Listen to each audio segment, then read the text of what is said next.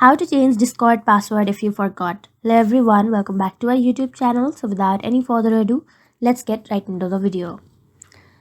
So first, simply open your Discord application.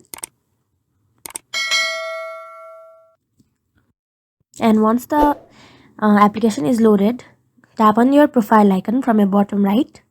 Now go to the settings from your top right. Now go to account, go to password, and in order to update your password you'll have to enter your current password.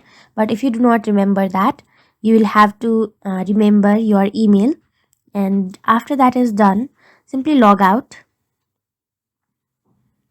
tap on login, enter your email that you remembered or from earlier, then tap on forgot your password.